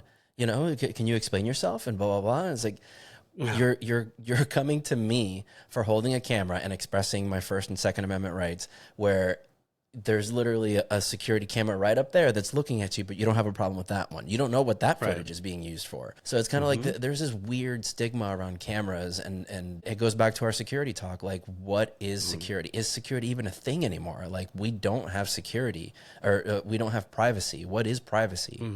There is no such thing. Like, everything that you do is public. You're in front of a camera all day. We're in front of a camera right now. Like, you see what I'm saying? So it's like, Yeah. I mean, in that on that sense too. I mean, you were saying security and then you switched to privacy, and ironically, both sentences were true. Because yes, the thing about it is like we know for a fact, and we joke about it all the time, but it is a true fact. Our phones are constantly listening. There is a reason that I can say, "Hey," I'm not going to say it right now because she's going to turn on, but we can say, yeah, "Hey, SIRI," and then because she's listening, she will turn on yes, for me. So I'm yes. like, so you're telling me that that technology is not being used for anything else? Wrong. We know that that technology is being used to be able to listen to us and then give us targeted ads. And then all of a sudden our, our TikTok and our Instagram and our Facebook posts and our Facebook are like the algorithm is adjusted to the thing you were just talking about. And it's giving us targeted ads for a product that we were talking about. Right. And so it's like, they're constantly listening to us. They already have devices that can track our locations. We're already giving permissions for applications to do this. Our privacy and our security are always at risk. We use an app to track our passwords. We Mm. use Apple's passwords to track our passwords. We have saved passwords, saved credit card information on browsers. None of that stuff is None of that is safe. safe. None of it. Yep. So unless you live off grid, you don't have privacy and security. You have the Correct. illusion of both. And the illusion of both is the reason people get afraid when they see a person with a camera, because they're like, no, no, no, no, but I'm seeing you take my video. That scares me. And it's like, oh, because it's in your face? Let me remind you about your phone in your pocket and the security camera up there. That's what Yeah. this experiment is for. And I honestly, like, people who are afraid of that are just afraid. They're just afraid Yeah. because they don't know.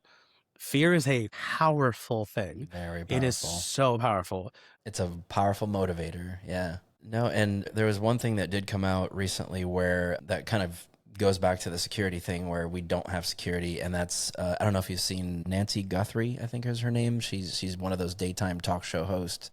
Yeah, yeah, yeah. Her mother was actually abducted and held for ransom, and there was this huge manhunt. And because of this Ring thing, I guess the government decided to reach out to Ring and see if they can sort of track this kidnapper. And they were able to find some footage of this person of interest, and they even published it on the news of, hey, this video is, the person that we're looking for, see if you can.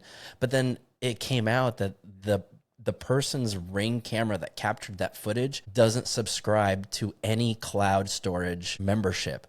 So how did they get that footage? Like, how is that footage even Interesting. captured to begin with? So that's what I'm saying. It's like, and there was another thing where Alexa, I'm not even going to say it because I know I can't. it's going to trigger everybody's thing. No, they're both listening to me at all time. I have to be careful what I say. But yeah, there was some conversations, some private conversations that were recorded and then pulled by law enforcement later on that kind of show you that every microphone in your house, every camera in your house is capturing everything. So it's like, yeah, there is no privacy. No, dude, it's crazy because because you have to think about this. Ring has to have a middleman to be able to give you a live feed. So it doesn't matter if it's in your home. It's like, well, I don't subscribe to the cloud. Doesn't matter. They need a Nope. server to feed you that information on your phone. So if you're, 30 miles away and you can see the camera, where do you think that information is going through first? Yeah. And if the server has to save a certain amount of information, even if it gets purged after a certain amount of time, that server needs to somehow be able to, the way that the system of the internet works has to have a memory and a thing to track it back to. And so for me, it's like for me, I'm not surprised that they were able to take it. Not at all. And the fact that people were surprised is hilarious. It's like, Yeah. come on, guys. Yeah. You really thought Ring wasn't recording everything you're doing?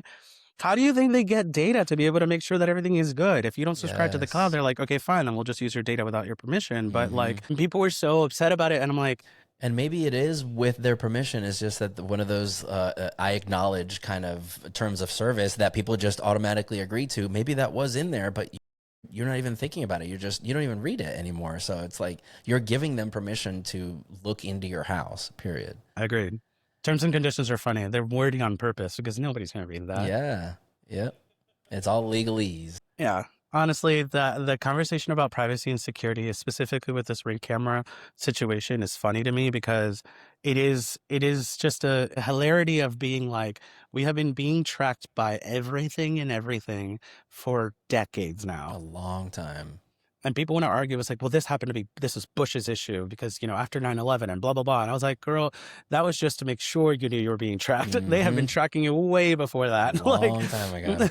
They were just like, hey, by the way, guys, if we have to end up pulling some conversations out, it's because the NSA did it, not us. We didn't mean to. Well, and it's like, dude, I don't know. That's why it doesn't bother me. I'm like, doesn't bother me. And like, okay, the minute that I start searching how to, build a bomb on my internet, and all of a sudden I'm flagged by the FBI and The SWAT will NASA show up at or your house. NSA. Yeah. Yeah. Or you can even call the squat and people on lot. There's no privacy, dude. I think that we need to just get over it. And I hate to say it that harshly, but it's like, just get over it. Just get over it. Because the minute you start to fight against the system, your only other option is to literally go off the grid. Off the grid Don't you completely. Like live in the Off woods the as grid a completely. hermit. And that isn't and then I'm including in that statement, I'm also including the fact that like you can barely use electricity because you have to pay somebody with your credit card, and now they have your information and your address. So you can't even have electricity in your home. Like you have to go full off the grid. And I think that's a hard reality for people to realize. It's like, unless they want. And then most of those people only want it because their propaganda is being shoved to them that privacy and security is very important, and they're watching us. You know what I mean? And that propaganda is what's causing this mass fear. Because if you think about it, the people who are really like vocal about it specifically, and I hate to put them in a camp, you go to your job. No offense, your job is probably very important, but you go to your job, which is, whatever that is. Maybe you're a farmer, for example. You go and farm, and you go home, you watch your football, you drink your beer in the middle of fucking nowhere, to be real. And it's like, what privacy do you want? Like, what do you think is going to happen? And they're like, well, what about a police state? And I was like, they already know your address. Yeah. You have to be registered. Your social security number is already being tracked. You have a phone. They already know where you are, whether or not you like it. Like, nothing makes sense anymore. No, and even if you live out in the middle of nowhere where it's like civilization is, hours away, you still have a phone, you still have a TV, you still have internet. So anything in your house that can pull from that is a listening device. So even if you do live out there, you would literally have to live off the grid to the point where you're growing your own food, you're making your own electricity by solar panels. And it's like, yeah, who wants to live like that? Yeah. So in order for us to participate in this society, we have to give up a certain level of privacy. Yeah. And honestly, as long as I guess like the one fear that I can kind of relate to, so as long as that my privacy doesn't become public information.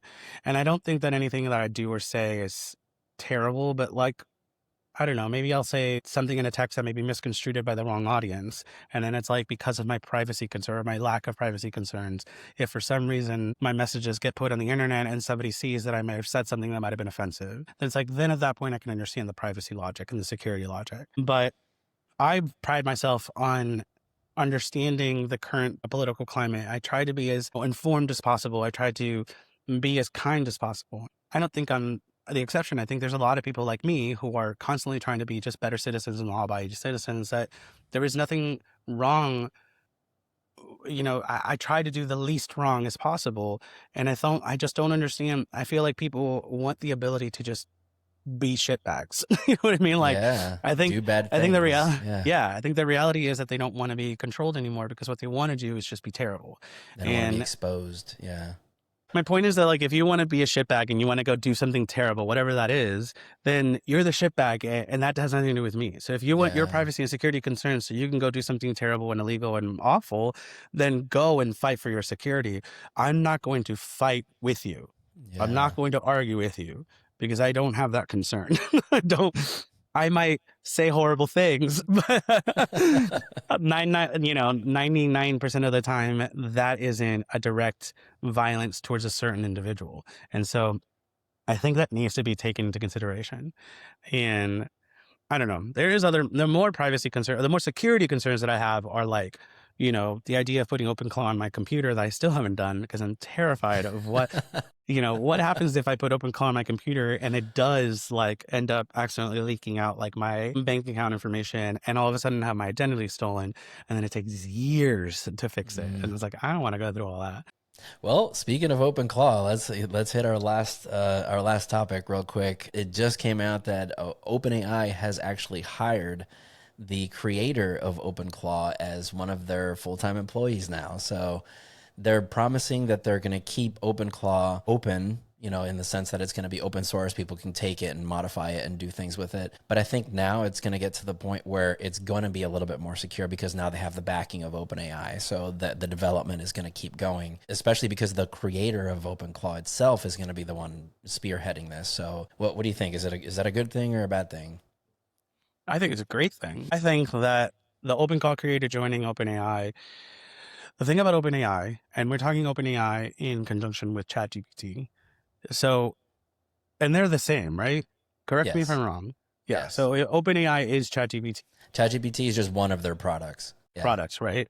So, with the whole argument that ChatGPT wants to start implementing advertisements, completely disagree with that. But I think it's an interesting concept to try to make ChatGPT the strongest possible.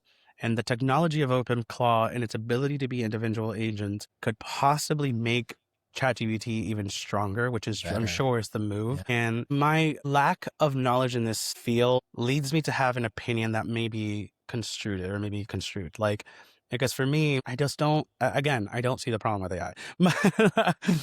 And I do think that the security issues with any AI is the one thing that we should be worried about, especially in this day and age when we're all using AI for everything. But I think my biggest thing is that if ChatGPT can use OpenClaw or the technology or whatever the connection is going to be between them, makes it stronger, faster, more accurate, we'll be able to do more things, more accessible, can connect to more things, can have more things, like the more and more that we can build and build and build. And then these things become, if AI becomes, one day I hope to hear that like an AI, whichever AI is like 99% accurate, because we still have to be careful what it gives us because we have to research on our own anyway. So it's almost like, thank you for the summary, but I have to make sure you're not lying. Yeah. And it's like, that's frustrating. So if we can get to a point where that's not the case and OpenClaw can help with that, I just don't see the problem. I don't know. I feel like someone needs to tell me what I'm missing, because what I'm missing is the fuck to give.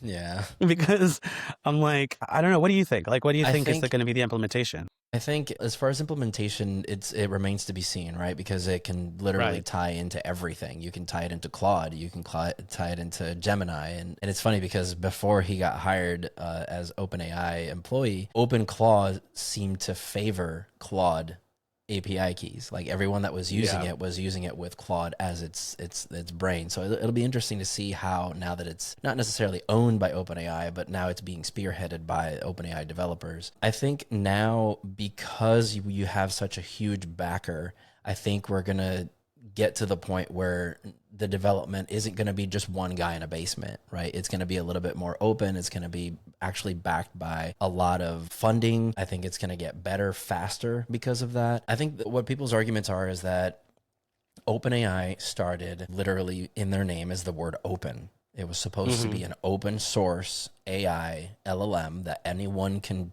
grab and make their own and train how they want.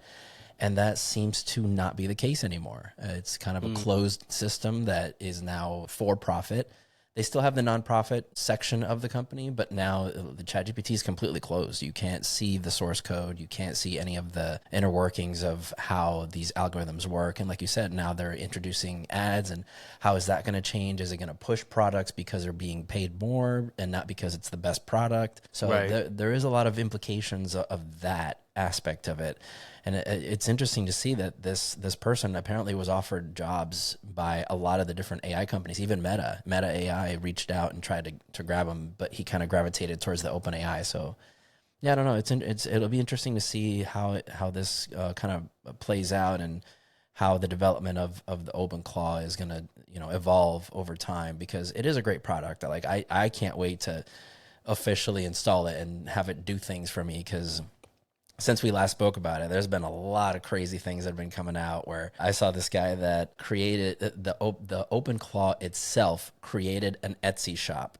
It did research on the products that sold the most, and then it used the guy's 3D printer to print products for its Etsy shop. So it's like its own little entrepreneur. It's like it built its own business, and now it's generating income for the guy. So, I mean, the implications of these agents that can go out and do things on their own is incredible. The promise is absolutely insane. Like some of the stuff that has been coming out is incredible, but you know, now that OpenAI has its claws on it, like how is that going to affect it? You know, so I don't know. Yeah. So what you're telling me is that I need OpenClaw, a 3D printer,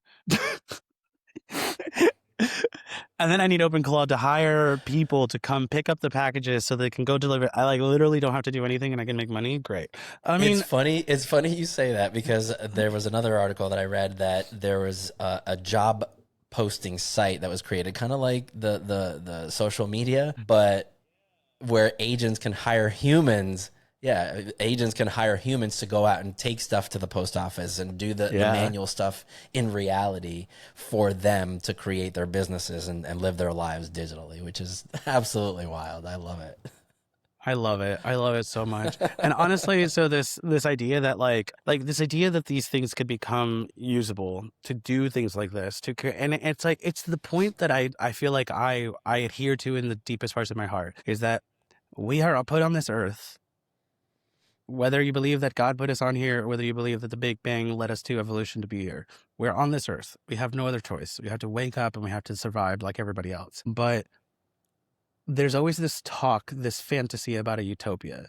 And nobody ever talks about the possibility of it, because most people argue it's impossible. And even if we could get to it, it's never going to happen. And I do agree with that. There's way too much evil in the world for us to ever have a utopia.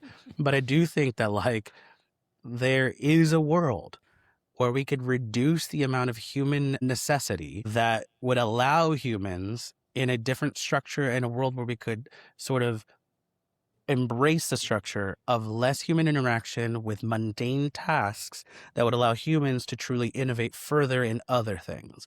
If we don't have to sit here and write basic code for whatever, if we don't have to sit here and actually go through the process of 3D printing something or creating the Etsy shop and spending hours and days and weeks and months on these mundane tasks that someone could just do for you, which is ironic because the whole idea of rich people's thought processes, right? The biggest thought process is rich people think time is money. And there was this rich woman talking about how like, the thing is that, when I work, I'm worth $200 an hour. So if I decide to take an hour to clean my house for free, then I'm losing $200. But if I hire somebody at $50 to clean my house for an hour, then I'm still getting $150 for that hour, even though I'm spending $50. I'm still making money. And it's funny because that mentality is exactly what I think AI could help us with. If we can get to a point where AI can literally take away tasks from us that they can just go and do, and we can focus on the most important things, our innovation and our productivity would be beyond our understanding. Yeah. And who knows what that means for the world? Who knows? And so it's like AI has issues number 1 through 4,000, but AI also has the possibility of 1 through 20. So like, we can't compare the pros and cons, because at some point the cons are always going to feel like they're outweighing the pros, because we're fear and all the things that we've already talked about. Yeah. But it's like, I think it's going to be cool. And I think that if we can get to a place where like, I don't know what OpenClaw is going to do for me, but now I have to think of a business idea to tell it to do. A 3D printed It can come up Etsy with shop? a business idea. You don't even have to think Oh, about that's that. true. Yeah, just tell I it, don't even hey, have to I want to build a think. business. Why do people want to use their brains when this guy's just going to do it for me? Like, that sounds great to me. I think we're going to get to the point where we as a society are going to have to face what humans' purpose is in this society, because right now we're just laborers, right? Like we go to school to become workers. Jobs are like the number one topic for everyone. It's like nobody wants AI to take away your jobs, but what if jobs weren't a thing? Let's think outside the box a little bit. Like what if we didn't have to have jobs? What if these AI chatbots could generate income for us, then the conversation becomes, okay, then what do I do with my time? What am I passionate Exactly. about? What like, what is my purpose? Because my purpose is not going to McDonald's and working 13 hours a day for minimum wage. That's not my purpose. I just have to do that because without that I can't eat. So what if Right. we remove that from the equation? Like, people are so obsessed with these jobs and working, and because we've done it for so long, like since the Industrial Revolution, that's literally, we've been ingrained. Going to school is a preparation for work, Going to work. going to work to find an industry that you can be a part of. But what if that's no longer a thing? Like, what if we can have the robots do that? We can have the AI, run the businesses and do all that stuff. And then we can concentrate on what we're actually here for, what makes us happy. What makes us people? What makes us humans? Exactly. I think the problem that we will always face, and hopefully we will get past this, is the problem is, and this is the reality of it all, is that, again, going back to the very first topic, the wealth gap is so wide. The problem is McDonald's wouldn't just implement AI and robots for the sake of humanity. They do it so they can make more money. If they can stop paying their workers to cut cost, they can stop paying workers, then they don't have to necessarily, I mean, they still have to pay for repairs, but they wouldn't have to necessarily pay a human being to be there, and there would be no more issues with customer service, and people could just order what they want and get everything perfectly right the first time, the second time, and the third. And the quality of their products go up, or whatever the case is. They're constantly trying to cut costs. And why? Because they want to make more money. And for who? So that the top people in the company can be more and more and more rich. And so the problem is that, unfortunately, I think for us to get to that place is going to require finding a way to not allow those people to do that, to truly prevent them from getting richer and richer. And the biggest problem, the biggest thing, like number one problem, is that as soon as somebody has money, they're not going to let it go. And the problem is that if money, and they say, I hate that expression, money is the root of all evil, because I do think I don't think it's that simple. I think that money can solve so many people's problems, especially if you don't have a lot of it. So if you had more of it, you could be happier. But money truly is evil. Like, as soon as you have it, I don't know what it is. I mean, I've never had millions of dollars, so I don't know. Maybe when I become a millionaire, I don't know, I'll be unbearable. See, I'll become a millionaire. You see me, it was like, hey, Josh, you remember me? I was like, you, who are you? I've never met you before in my life. And you're like, I'm your cousin. What? I don't know you at all. He's claiming to be my family. He's trying to steal my money.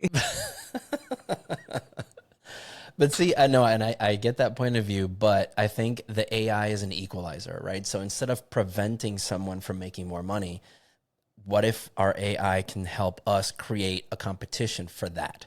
What if in the future, there's more than just McDonald's? There's 300 restaurants that'll do hamburgers correctly, and it's all being run by AI. Then it becomes, okay, who's the best, not just who's the biggest. So I think from a work and an entrepreneurial mindset, I think AI is just an equalizer. It'll let the smaller people compete with those big corporations, and I think there's going to be a huge power shift in the next 5 to 10 years.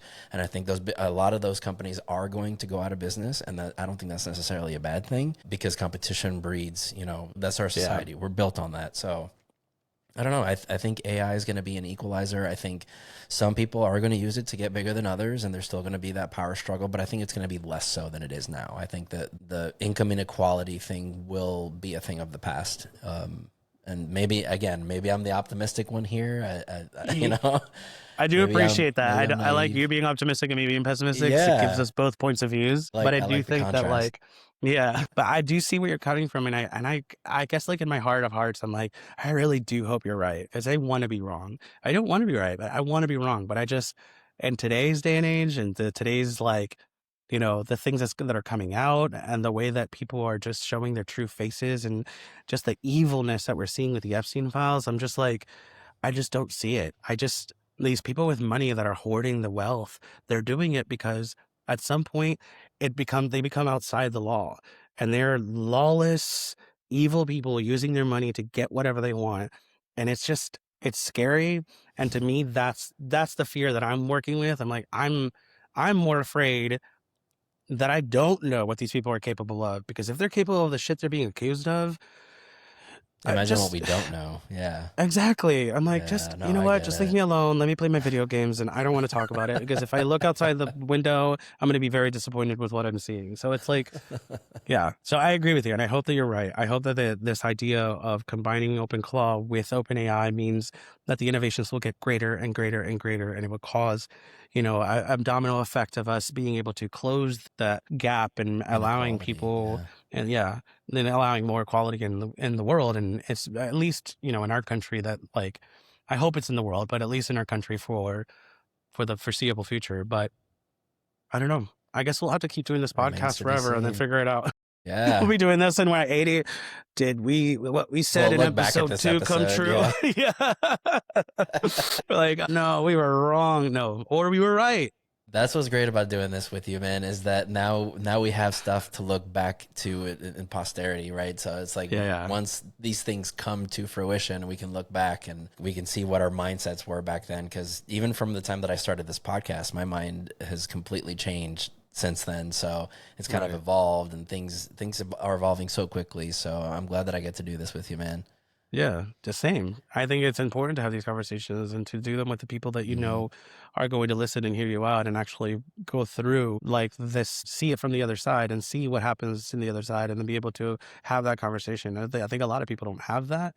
And I think a lot of people get stuck on their own perspective and their own mindset and what they know and what they've been told because anyone else that they want to talk about it with or want to have that discourse with, they're not responding with either the same energy or even energy enough to get them to think about something else. So they just get stuck in their little ways. And it's just like, you get stuck in your own little echo chamber.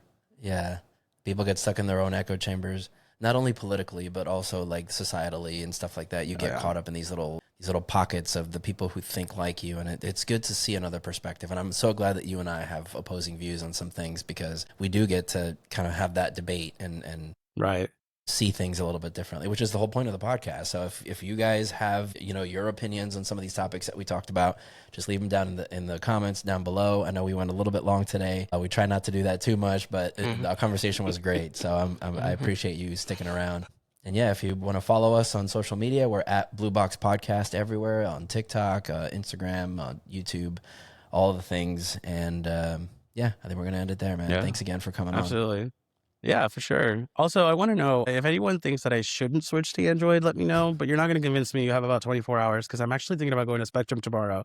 After this conversation, I'm like, no, I'm doing it. Yeah, by the time this episode comes out, he's already going to be switched, so don't even bother. And then the next episode, we'll talk about like whether or not I actually did the switch. Because I was like, as we were talking, I was like, wait, Spectrum is open from. I want to do it, man. I want to try it. So yeah, we'll see you next time and we'll figure it out. All right, guys. We'll see you next time.